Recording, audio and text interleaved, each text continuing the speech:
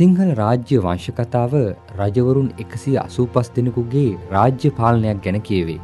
ඒ අතර වකවානුවලදී සොලි, පාණ්ඩ්‍ය, චෝල සහ මාගාදීන් විසින් වරින් වර ශ්‍රී ලංකාව ආක්‍රමණය කරන ලදී. ඉන්පසුව පෘතුගීසීන්, ලන්දේසින් සහ ඉංග්‍රීසි ජාතීන් ශ්‍රී ලංකාවේ පාලන තන්ත්‍රයට අතපෙව්හ. මෙයින් වඩාත් වැදගත් වන්නේ ඉංග්‍රීසින් විසින් මෙරට පාලනය කළ කාල සීමාවයි.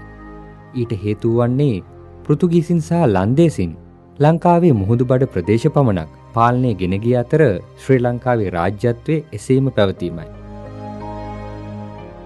එසේ නමුත් ඉංග්‍රීසි ජාතීන් විසින් අපේ පාරම්පරික රාජ්‍යත්වය අහෝසි කොට ඔවුනට රිසි පාලන ක්‍රමයක් ගෙන යාම ලක්වැසියන්ට නුහුරු නුපුරුදු අත්දැකීමක් වුණා. තමන් වෙතින් ගිලී ගිය ශ්‍රී ලංකාවේ පාරම්පරික පාලන ක්‍රමය නැවත රට තුළ ස්ථාපනය කිරීමට නිදහස් අරගලයක් වෙනුවෙන් බොහෝ විරුවන් සිය ජීවිතය පූජා කළා. එහි ප්‍රතිඵලය වන්නේ මින් වසර 66කට පෙර එනම් 1948 පෙබරවාරි 4 වන දින ශ්‍රී ලංකාවට බ්‍රිතාන්‍ය පාලනයෙන් නිදහස හිමිවීමයි.